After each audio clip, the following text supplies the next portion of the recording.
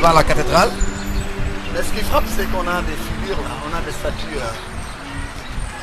Alors, l'entrée de cette cathédrale, qui au départ s'appelait le souvenir africain. Quand on dit cathédrale, ça veut dire c'est l'église de l'évêque. Il y a ce fronton qui est magnifique avec ces personnages qu'on appelle des anges peuls. Quand vous regardez bien surtout les tresses, vous voyez bien que c'est des tresses négroïdes qui sont faites chez nous. Et à l'origine d'ailleurs, avant qu'on ne donne cette peinture en émail, on avait la couleur de la pierre naturelle. Et je me pose la question de savoir que faire pour retrouver la couleur originale qui faisait mieux ressortir ces anges peuls. C'est une manière, je crois, de traduire que la religion chrétienne doit aussi s'inculturer, doit pouvoir s'exprimer dans le génie propre des peuples qui l'adoptent. Et donc je pense que ça, c'est un bon signal qui est donné ici. Alors, cette cathédrale, la première pierre a été posée il y a un siècle. On va fêter le centenaire de la pose de la première pierre. C'est un projet qui avait été voulu par le cardinal, Monseigneur Yacine Jalabert, qui a donné son nom d'ailleurs au cardinal Yacine Tchandoum.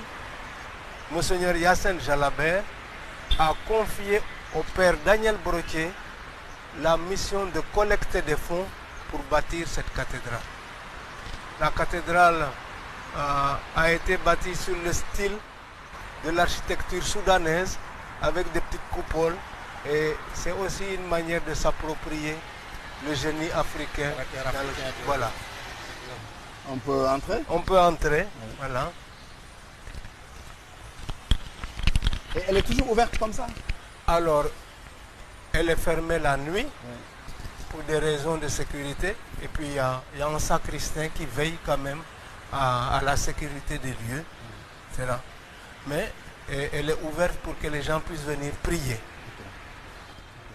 Là, alors, comme dans toutes les églises, vous avez ce qu'on appelle le porche. Le porche. Le porche de l'église, c'est vraiment le lieu d'accueil.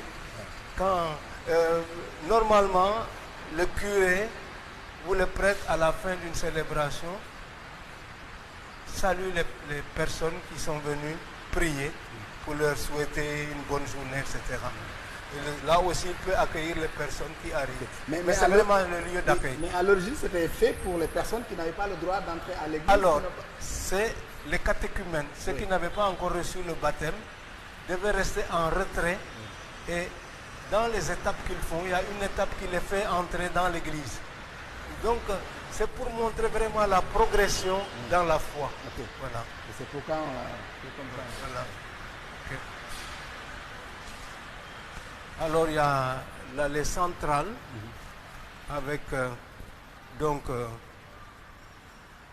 le lieu de la procession. Chaque fois qu'on fait une célébration solennelle, la procession part d'ici et doit donc prendre l'allée centrale avec toujours en tête la croix, qui est le signe distinctif de l'identité chrétienne.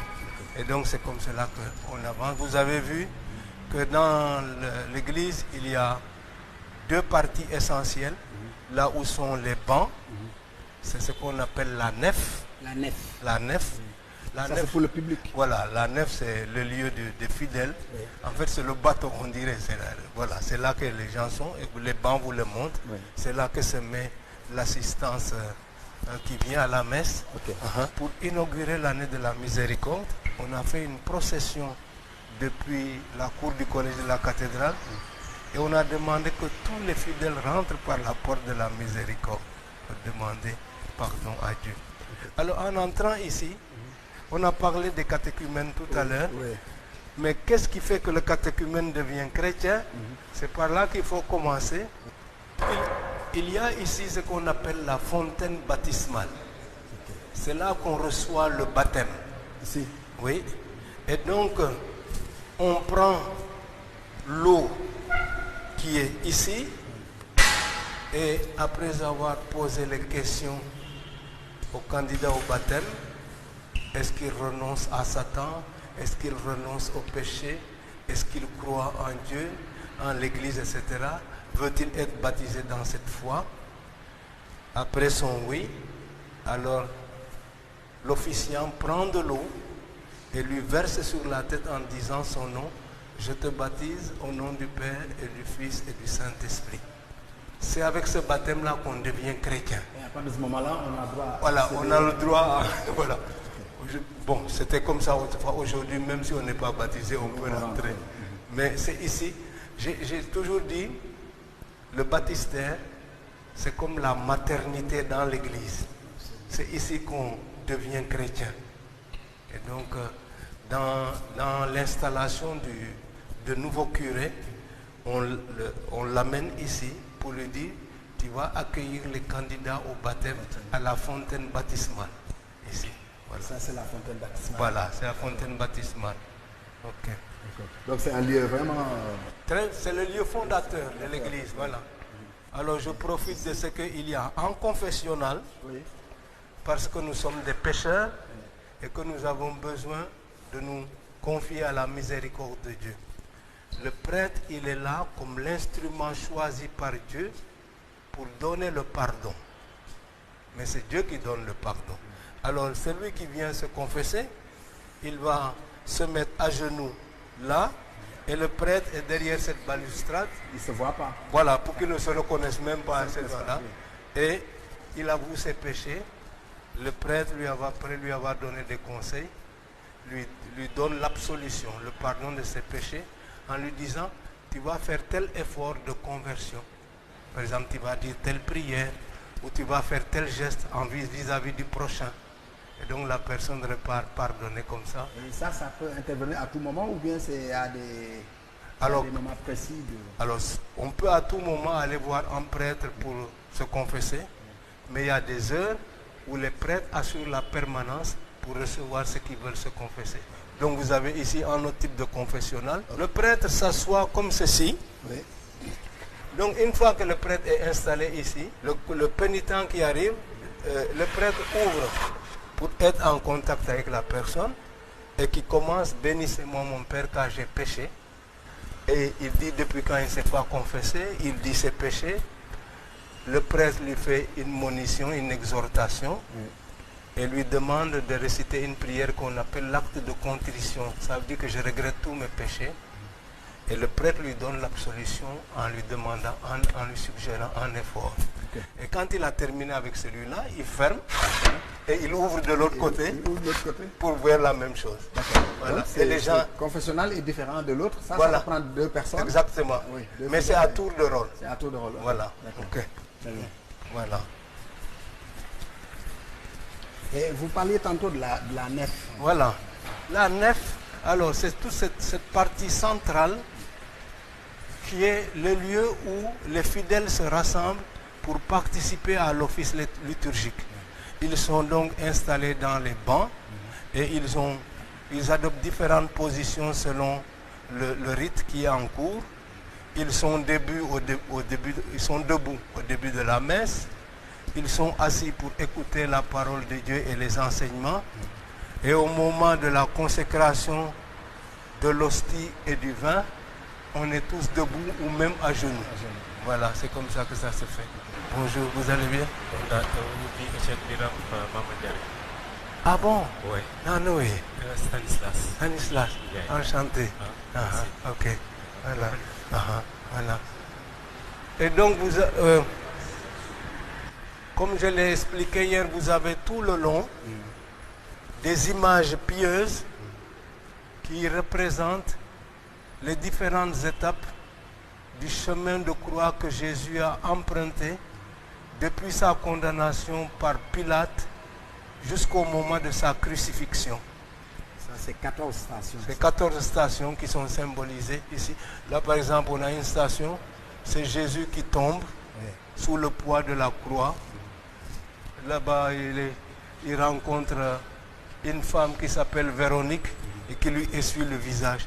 Donc, c'était des moyens de catéchèse, d'enseignement des fidèles à l'époque où on n'avait pas Internet ou tout ça. Donc, il fallait, à travers des représentations, pouvoir expliquer aux gens ce qui se passait. Voilà. Alors, on a la coupole. Alors, vous avez la coupole. Ouais. C'est un artiste qui s'appelle Bruno Schmerz. Oui. Son nom est marqué près du baptistère. Oui.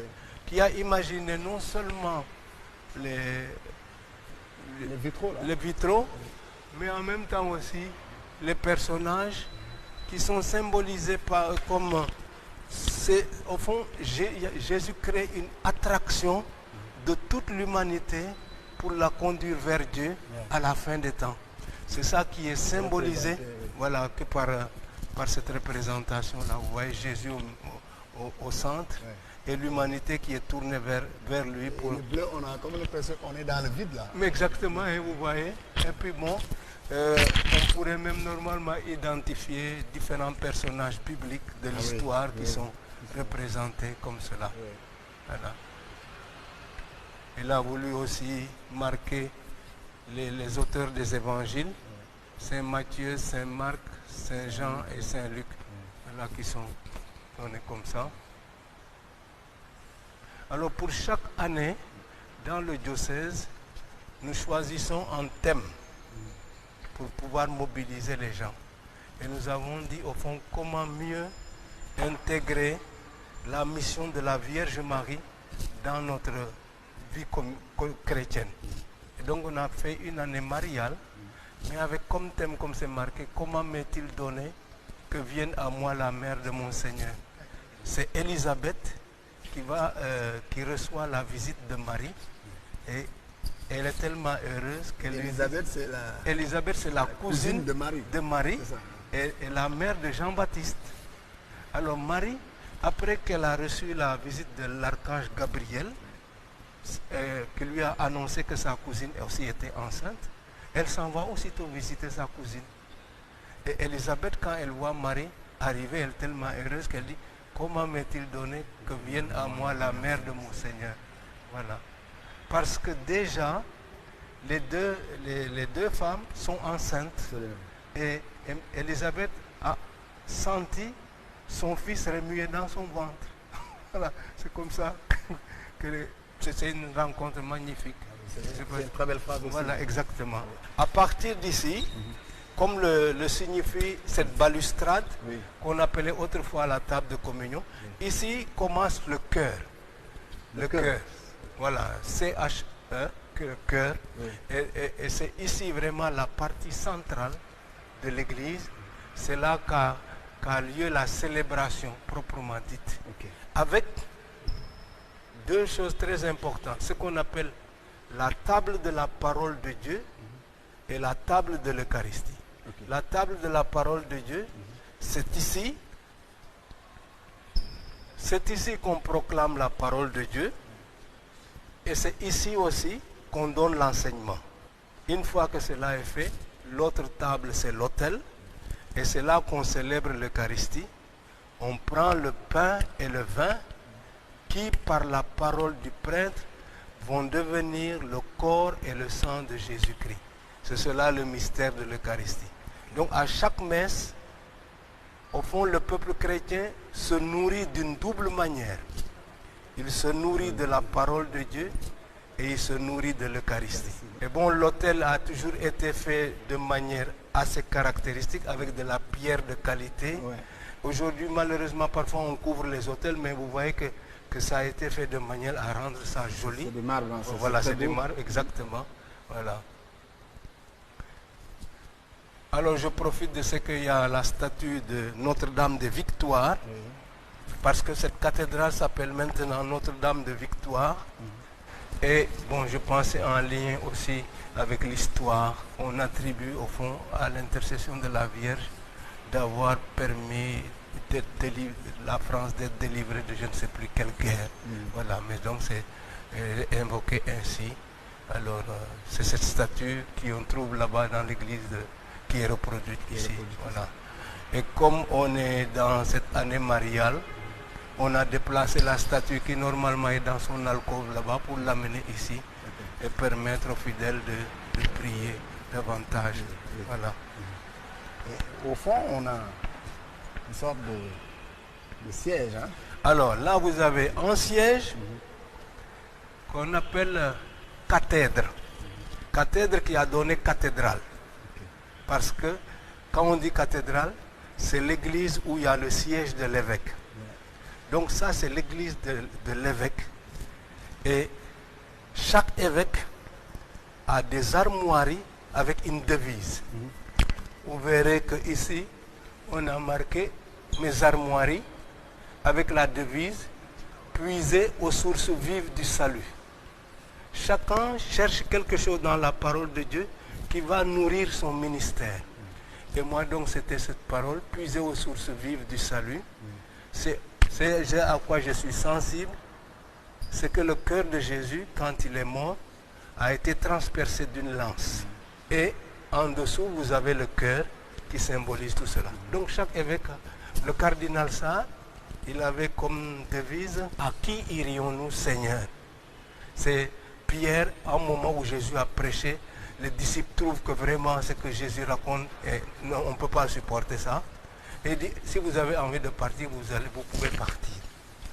Et Pierre lui répond, à qui irions-nous, Seigneur? Tu as les paroles de la vie éternelle. Donc chaque évêque cherche le slogan qui lui va. Qui lui va.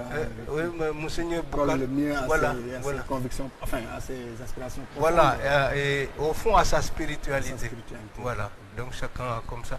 Le cardinal Tchanoum, c'était in verbo tuo laxaborete. Sur ta parole, je vais jeter le filet. Parce que Jésus est avec l'apôtre Pierre et Pierre a pêché toute la nuit, il n'a rien attrapé. Et Jésus lui dit, avance en eau profonde et jette le filet. Et quand il jette le filet, il se remplit de poissons. Voilà. Voilà. Donc ici, c'est le siège où l'évêque s'assoit. Oui. Lui seul est habilité à s'asseoir là.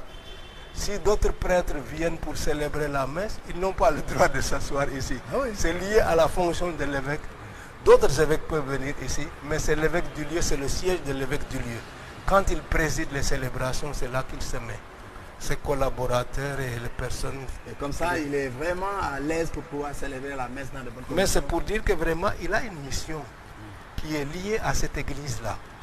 Et donc, il doit s'y donner à fond. C'est ça, voilà. Alors, et là, il y a d'autres choses ici. alors quand les prêtres qui sont à la cathédrale, l'équipe qui est là, hein, ils célèbrent la messe, ils s'assoient ici. Ils président d'ici, ils ne peuvent pas présider de là-bas. Okay. Ils président d'ici. Ah oui. Voilà. Seul l'évêque préside depuis là-bas. Vous voyez que la cathédrale a plusieurs chapelles, comme ça, des lieux de dévotion. Cette chapelle elle est vraiment significative pour nous, parce que c'est une chapelle qu'on a voulu dédier au pape Saint Jean-Paul II, qui est venu dans cette cathédrale en 1992. Qui a donné des enseignements ici. Le cardinal Tchanoum l'a reçu là avec d'autres évêques. Et nous avons voulu vraiment, compte tenu de ce qu'il a été pour nous et de ce voyage et de ses retombées, avoir une chapelle à sa dévotion. Et nous avons reçu l'année dernière au mois d'août du président de la Pologne cette représentation du pape Jean-Paul II, donc qui est ici, c'est bien marqué. Et dans la spiritualité chrétienne, ce qu'on appelle les reliques, les restants corporels des saints sont gardés à l'autel ou dans des lieux saints pour nous rappeler comment nous sommes aussi appelés à la sainteté. Et ici, il y a donc une petite relique, là, c'est, dit-on, une goutte de sang du pape Saint Jean-Paul II. C'est ça qui est donc dans le point rouge. Voilà. Même à l'intérieur du point rouge, il y a un petit point à l'intérieur. Voilà. Nous avons voulu retenir quelques paroles de sa part. Soyez vous-même, qui est une invitation en étant chrétien à préserver notre identité africaine. Je pense que c'est important. Et par ailleurs, cette citation qu'il a donnée 2 fois, à son arrivée et à Poponguine, il dit « L'arbre ne se lève qu'en enfonçant ses racines dans la terre nourricière ». Là où est notre Tchosan, il faut qu'on aille jusque là-bas, chercher à tout prix. C'est comme cela qu'on peut éclairer notre propre existence. Voilà, éclairer notre identité d'aujourd'hui. Et un artiste sénégalais a voulu symboliser cela à travers cette œuvre. Vous avez l'arbre avec ses racines qui partent dans la terre. Voilà, c'est ça qui est symbolisé par ces tableaux-là, cette œuvre artistique. Donc avec toutes ces ferrailles qui représentent les racines. Ça, c'est la première phrase du pape Jean-Paul II quand il a été nommé pape. N'ayez pas peur. C'est la première parole. Quand il est sorti du conclave, oui, et qu'on l'a présenté aux gens au Vatican, là-bas, à la place Saint-Pierre, il a dit, n'ayez pas peur. Oui. Ouais. Et ça, c'est des chapelles latérales? Alors, c'est des chapelles latérales, oui, où, dans la tradition d'autrefois, oui, avant que les prêtres ne fassent la concélébration, qu'ils célèbrent ensemble, oui, la pratique s'était généralisée que chaque prêtre disait la messe dans son coin. Et donc il y avait des hôtels comme ça. Okay. Maintenant on a revalorisé la concélébration, le fait de célébrer ensemble. Okay. Parce que chaque prêtre dit la messe chaque jour. Ouais. Ça c'est notre Papa Thiandoum qui repose ici. Ouais. C'est sa tombe qui est là. Parce que en évêque, il est normalement enterré dans sa cathédrale. Et donc ici c'est la tombe du cardinal Thiandoum. Comme c'est marqué, ici repose son éminence cardinal Thiandoum, né le 2 février 1921, ordonné prêtre le 18 avril 1949, nommé archevêque le 4 avril 62, créé cardinal le 24 mai 76, rappelé à Dieu le 18 mai 2004. Et je vous disais tout à l'heure que chaque évêque a son slogan. Lui, c'est ce qui est marqué là, in verbo tuo laxaborete, sur ta parole, je jetterai le filet. C'était ça. Donc pour lui, vraiment, la mission, c'est aller à la pêche pour en attraper le plus de monde. Voilà, c'était un peu ça. Alors ici se trouve la chapelle du Saint-Sacrement, avec donc cette boîte métallique au-dessus de la croix, avec la croix au-dessus. C'est là qu'on garde les hosties. Quand on a donné la communion aux gens et qu'il reste la réserve, elle est portée là en réserve. C'est pourquoi il y a cette lampe rouge qui doit toujours rester allumée pour montrer qu'il y a le corps du Christ là.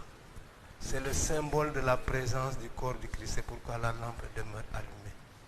Voilà. Donc ce qu'on appelle, voilà, c'est ce qu'on appelle le tabernacle. Tabernacle. Oui, le tabernacle. Ça qui est ici.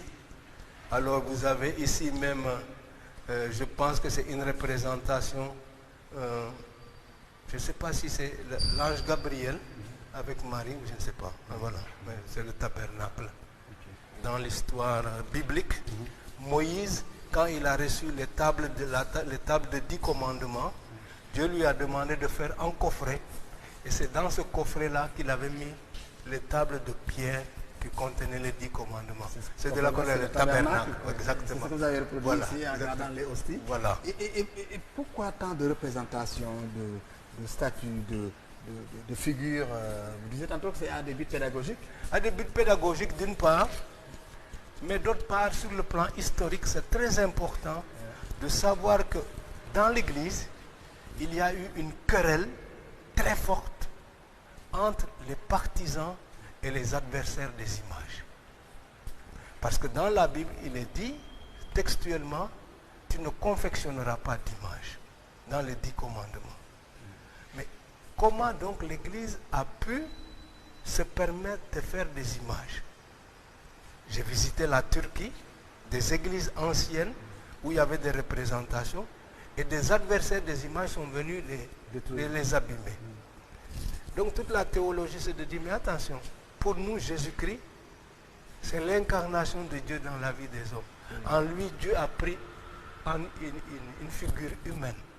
Et donc, l'image, on ne l'adore pas, mais c'est quelque chose qui peut nous aider à élever notre âme pour aller vers Dieu. Mais on sait que c'est de la matière, c'est du plâtre, etc. Mais derrière cette statue, je me souviens de la mission de Saint Joseph et de ce que Dieu lui a demandé comme mission à accomplir. C'est dans ce sens-là. Alors, donc, Vous vraiment marquez le dire souvenir que... permanent Voilà. en soi. Mais on n'adore pas les statues. Et il faut vraiment insister là-dessus. C'est de la matière, de la matière. mais c'est des moyens pédagogiques pour apprendre.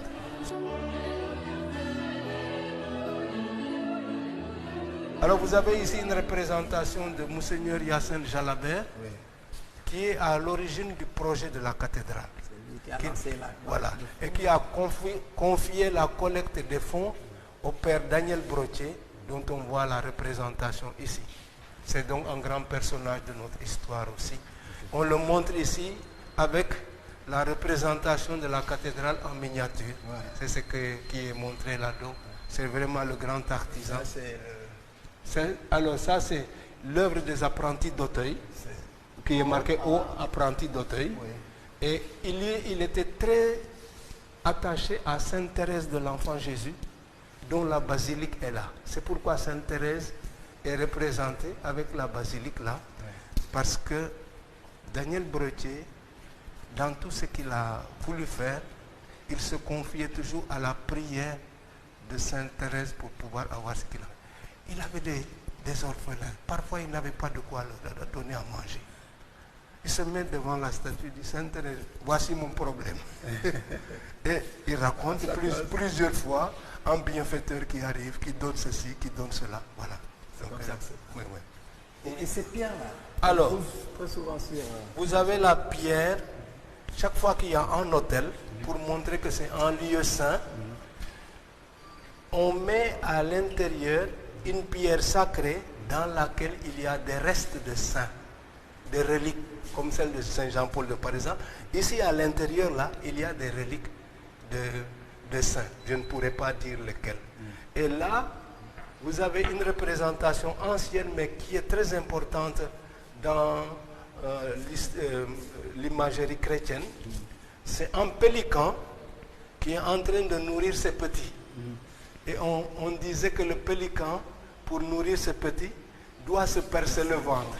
En fait, bon, c'est une mauvaise lecture. Il va seulement chercher dans son chapeau de quoi nourrir ses petits.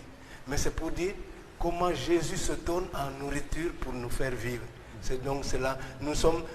C'est nous les petits et vous voyez la nourriture qui descend pour les petits. Ici, vous avez la sacristie. Oui. La sacristie, c'est... Alors la sacristie, c'est, disons, c'est le lieu pratique où les prêtres s'habillent, où sont entreposés les matériels et chasubles dont on a, et tout ce dont on a besoin pour célébrer la messe. C'est ici qu'on s'habille, c'est là qu'on prépare les livres, etc. avant de rentrer. Vous voyez, vous avez ici différentes couleurs qui sont données. Il y a même du bleu qui existe, qui est remise à la mode en l'honneur de la Vierge Marie. C'est quoi un peu la symbolique des couleurs chez vous? Il y a normalement 4 couleurs essentielles dans la liturgie. Le blanc, c'est pour dire la fête. C'est le caractère festif. Le vert, c'est pour dire la vie ordinaire. Vous avez été maintenant bien nourri, etc. Vous devez rester vert comme l'arbre verdoyant. Ensuite, le rouge, ça symbolise soit qu'on célèbre des martyrs, des gens qui ont versé leur sang, soit on célèbre alors une messe en l'honneur de l'Esprit Saint. Parce que l'Esprit Saint, c'est le feu. Et le violet, c'est le deuil, la couleur de douleur, etc. C'est enseignement noir. Voilà. Avant, c'était le noir. Voilà. Maintenant, on a plutôt adopté la couleur violette de manière générale. Voilà. Et bon, dans chaque église, il y a le nom de l'évêque à la sacristie. Pour que le prêtre qui dit la messe dise le nom de l'évêque pendant la messe. Parce qu'on prie toujours à la messe pour le pape et pour l'évêque du lieu. Donc ici, dans le diocèse de Dakar, on va dire Monseigneur Benjamin Ndiaye. Si on est à Tambacounda, on va dire Monseigneur Paul Abel Mamba. Si on est à Kaolack, Monseigneur Martin Boukartine ou Monseigneur André Gueye à Thiès. Voilà, c'est comme ça que ça se passe. C'est obligatoire. Oui, ça fait partie de la liturgie. On doit citer. Parce que la charge là, elle est au-dessus de l'humain. Absolument. Donc on a besoin de prier pour ces gens-là pour qu'ils puissent faire leur travail. Vous avez à Rome différents dicastères, différents ministères qui s'occupent de différents départements. Et vous avez un département qui s'occupe du culte et des sacrements. Et c'est ce département qui définit de la manière de célébrer. C'est pas chacun fait comme il veut, il y a des normes précises sur le plan liturgique. Et donc c'est voilà comment ça se passe.